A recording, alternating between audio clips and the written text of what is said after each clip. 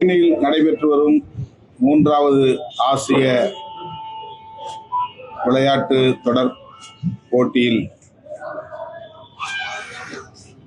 கபடி பிரிவில் இந்திய அணியின் சார்பில் இளம் பெண்களுக்கான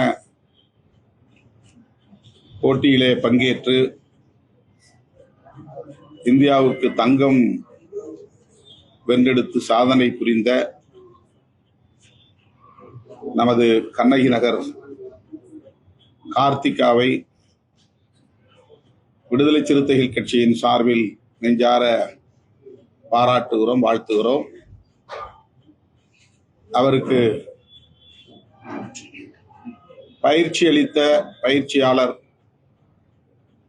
கே. ராஜி அவர்களையும் பாராட்டி வாழ்த்துகிறோம்.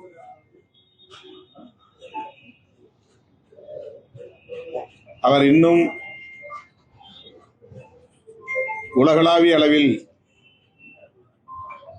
இது போன்ற வெற்றிகளை குவித்திட வேண்டும், சாதனைகள் படைத்திட வேண்டும் என்று மனமாற வாழ்த்துகிறோம். மிகவும் எளிய குடும்பத்திலே பிறந்து தாயின் அரவணைப்பிலே வளர்ந்து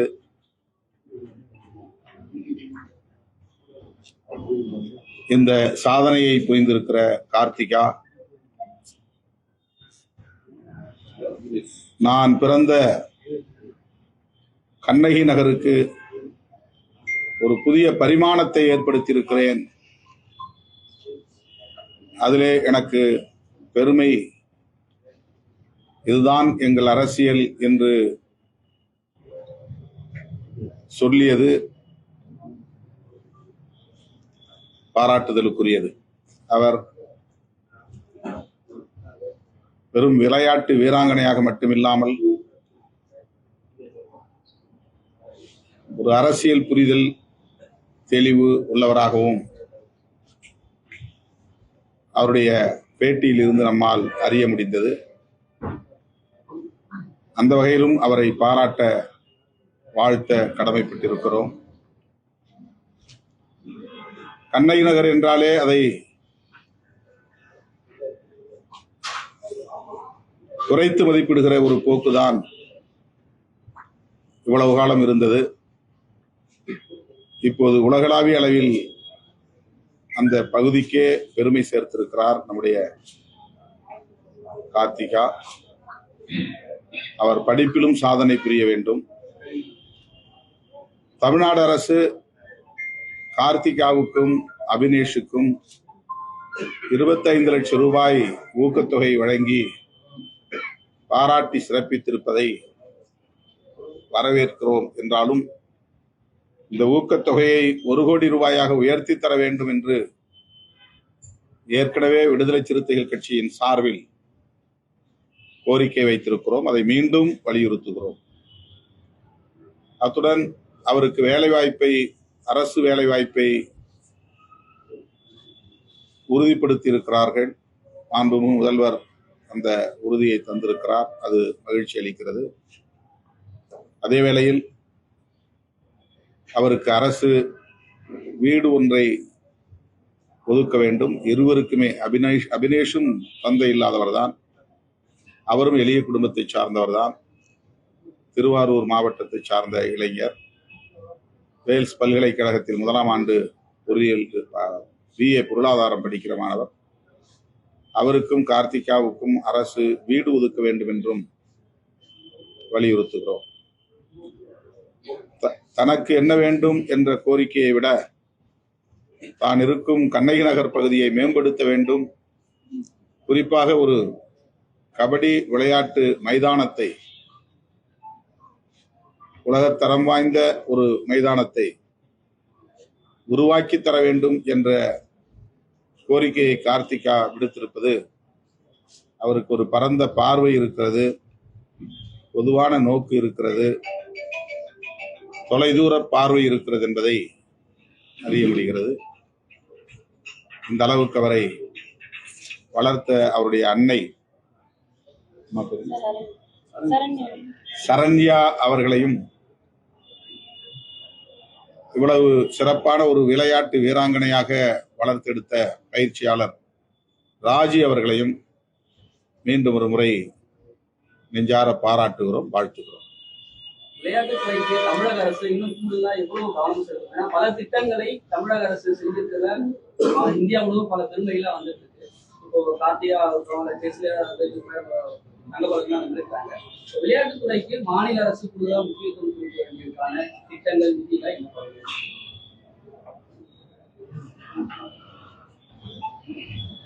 மாவட்டந்தோறும் விளையாட்டு பயிற்சிக்கான அனைத்து கட்டமைப்பு வசதிகளையும் ஏற்படுத்த வேண்டும். ஊருக்கு ஊர் மாணவர்கள் விளையாட்டில் ஆர்வம் காட்டக்கூடிய வகையில் அவர்களுக்கான விழிப்புணர்வை ஏற்படுத்த வேண்டும். விளையாட்டில் ஆண்கள் பெண்கள் என்கிற பாகுபாடு இல்லாமல் இரு பாலினத்தவரையும் ஊக்கப்படுத்த வேண்டும். இன்றைக்கு கார்த்திகா மற்றும் அந்த கண்ணகி நகரை சார்ந்த இளம் பெண்கள், பள்ளி மாணவிகள் பலர் இந்த அளவுக்கு பயிற்சி பெற்று சாதனைகள் படைத்திருப்பது தமிழ்நாட்டுக்கு பெருமை, இந்தியாவுக்கு பெருமை. இது நாட்டுக்கு பெருமை என்பதை எல்லாம் விட ஆரோக்கியமுள்ள இளைய தலைமுறையினரை உருவாக்குவதற்கு இது அவசியமானது.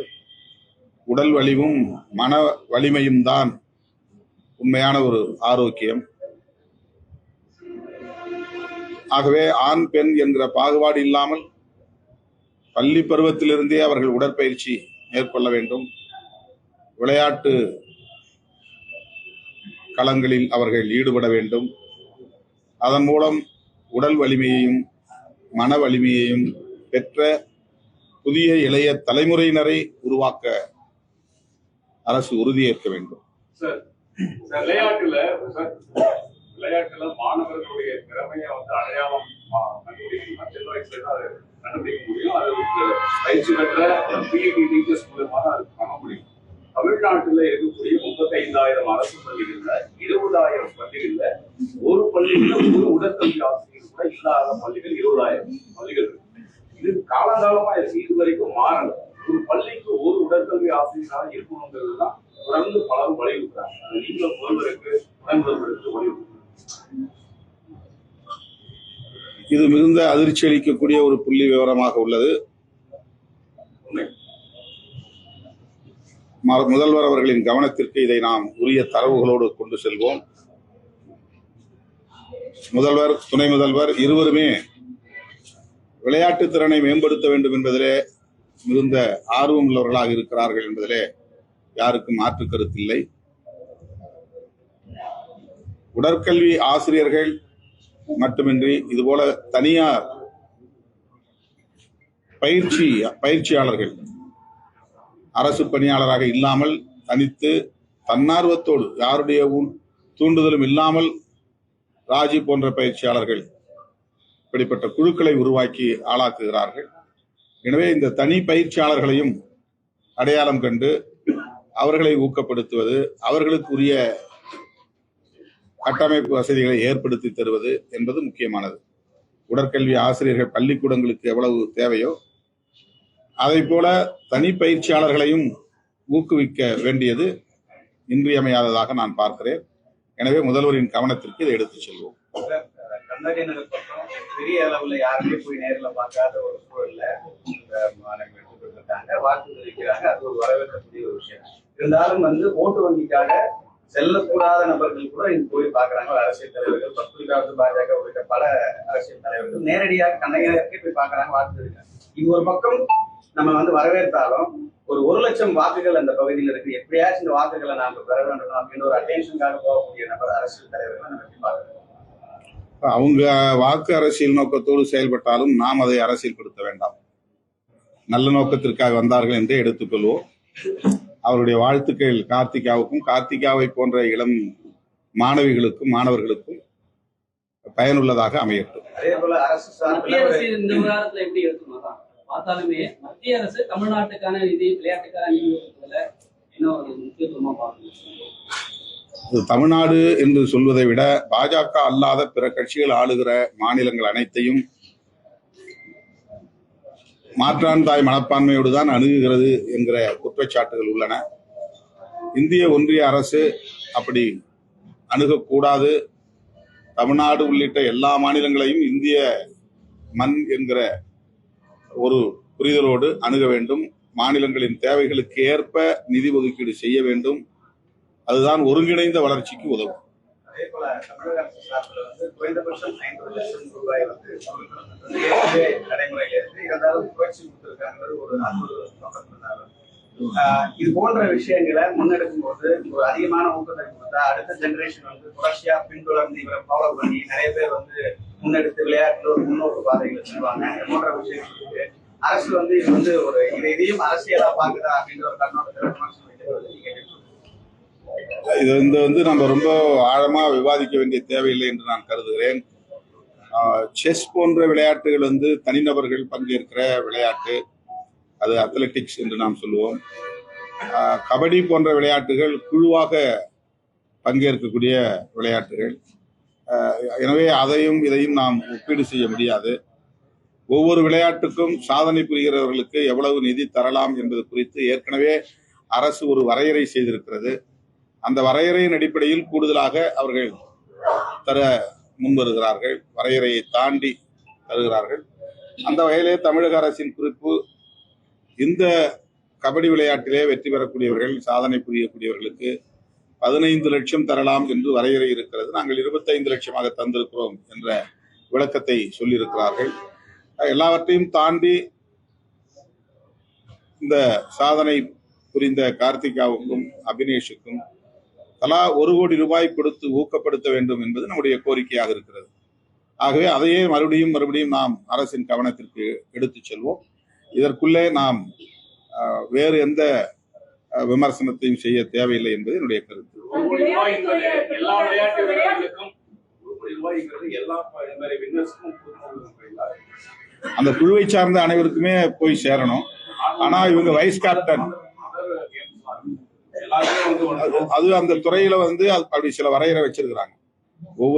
ஒரு டீமா ஒர்க் பண்ற கேம்ஸ் இருக்குது, இண்டிவிஜுவல் பண்ற அத்லெட்ஸ் இருக்குது, செஸ் மாதிரியான சில ரொம்ப பிரைனி கேம்ஸ்லாம் இருக்குது. அதுக்கு தகுந்த மாதிரி அவங்க சில வரையறை வச்சிருக்கிறாங்க. அந்த வரையறை அடிப்படையில் தான் நிதியை ஒதுக்கீடு செய்யறாங்க. ஆனா கூடுதலா அவங்க தர்றதையும் நாம் பார்க்கிறோம். அதை நாம எல்லா விளையாட்டையும் ஒரே மாதிரி சமப்படுத்தி பார்த்துட முடியாது. ஆனா என்னன்னா இப்ப இந்த கபடி டீம்ல விளையாண்ட எல்லாருக்கும் அந்த ஒரு பாராட்டும் சான்றிதழும் அவர்களுக்கான ஊக்கத்தொகையும் வழங்கப்பட வேண்டும் என்பது விடுதலை சிறுத்தைகளின் ஒரு கோரிக்கை.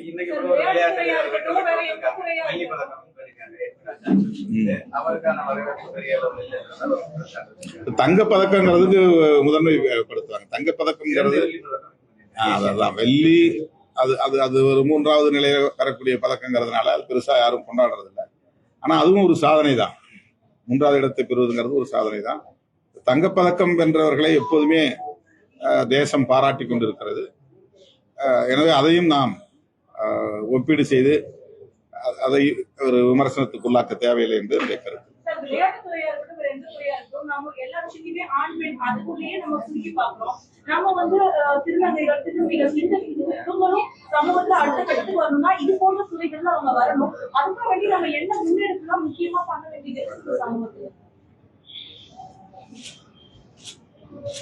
அந்த மாதிரி 3வது பாலினத்தை சார்ந்தவர்கள் அதுல எந்த அளவுக்கு ஆர்வம் காட்டுகிறார்கள் என்பதை அறிந்து அவர்களை ஊக்கப்படுத்த வேண்டியது அரசின் கடமை.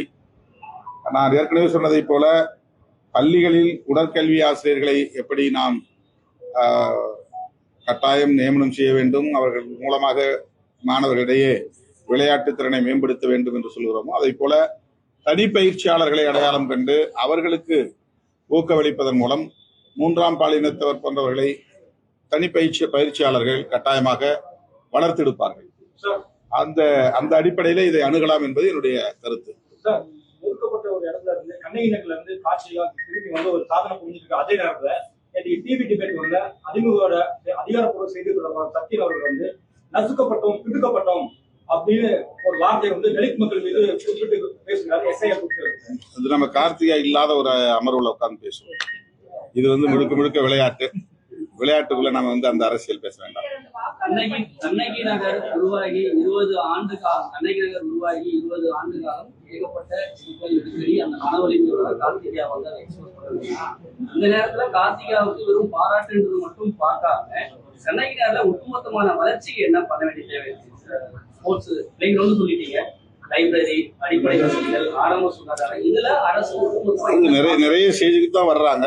படிப்படியாக இன்னும் அந்த மக்களுடைய கோரிக்கைகளை ஏற்று நிச்சயமா செய்வாங்க. இப்போ கார்த்திகா அதுக்கான ஒரு ஐக்கனா மாறி இருக்கிறாங்க. நிச்சயமா கார்த்திகா வந்து அந்த பகுதி மக்களுக்கான கோரிக்கைகளை அரசினுடைய கவனத்துக்கு எடுத்து சென்று அதை நிறைவேற்றுவதற்கு வாய்ப்பு இருக்கிறது என்று நான் நம்புகிறேன்.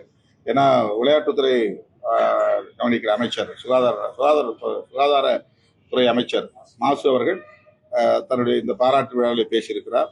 இந்த கண்ணகி நகரை மேம்படுத்துவதற்கு முதல்வர், துணை முதல்வர் இருவரும் ஆர்வமாக இருக்கிறார்கள் என்பதை சுட்டிக்காட்டியிருக்கிறார். எனவே அந்த பகுதியை அடிப்படை வசதிகள் என்னென்ன தேவை இருக்கின்றன என்பதை அறிந்து நிச்சயம் மேம்படுத்துவார்கள் என்று நம்புவோம்.